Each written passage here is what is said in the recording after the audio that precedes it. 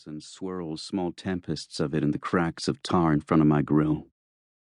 I will never stop driving. I will never get out of the car. I will not run out of gas.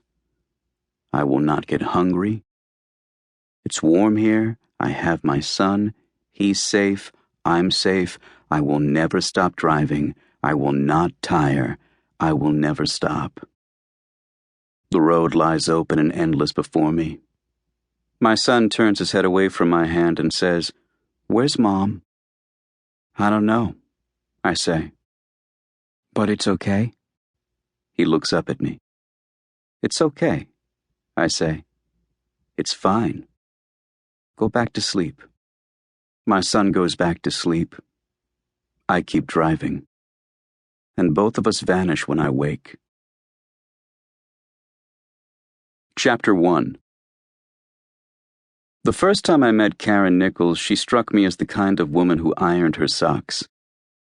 She was blonde and petite and stepped out of a Kelly Green 1998 VW Bug as Bubba and I crossed the avenue towards St. Bartholomew's Church with our morning coffee in hand. It was February. But winter had forgotten to show up that year.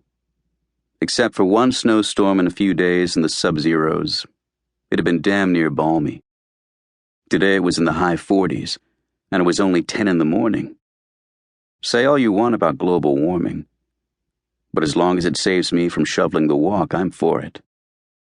Karen Nichols placed a hand over her eyebrows, even though the morning sun wasn't all that strong, and smiled uncertainly at me. "Mr. Kenzie?" I gave her my eats his veggies, loves his mom smile and proffered my hand. "Miss Nichols."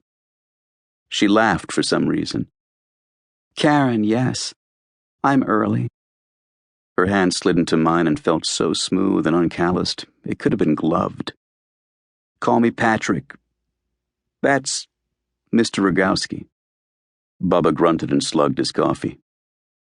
Karen Nichols's hand dropped from mine and she jerked back slightly, as if afraid she had to extend her hand to Bubba. Afraid if she did, she might not get it back.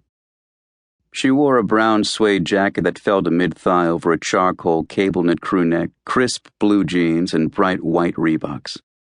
None of her apparel looked as if a wrinkle, stain, or wisp of dust had been within a country mile of it.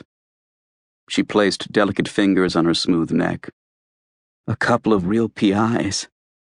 Wow." Her soft blue eyes crinkled with her button nose and she laughed again. "I'm the PI," I said. "He's just slumming." Bubba grunted again and kicked me in the ass. "Down, boy," I said. "Heel." Bubba sipped some coffee. Karen Nichols looked as if she'd made a mistake coming here. I decided then not to lead her up to my Belfry office. If people were uncertain about hiring me, taking them to the Belfry usually wasn't good PR. School was out because it was Saturday, and the air was moist and without a chill. So Karen Nichols, Bubba, and I walked to a bench in the schoolyard. I sat down. Karen Nichols used an immaculate white handkerchief to dust the surface. Then she sat down. Bubba frowned at the lack of space on the bench, frowned at me, then sat on the ground in front of us, crossed his legs, peered up expectantly. "Good doggy," I said. Bubba gave me a look that said I'd pay for that as soon as we were away from polite company. "Miss Nichols," I said, "how did you hear about me?" She tore her gaze away from Bubba and looked into my eyes for a moment in utter confusion. Her blonde hair was cut as short as a small boy's, and reminded me of pictures I've seen of women in Berlin in the 1920s. It was sculpted tight against the skull with gel.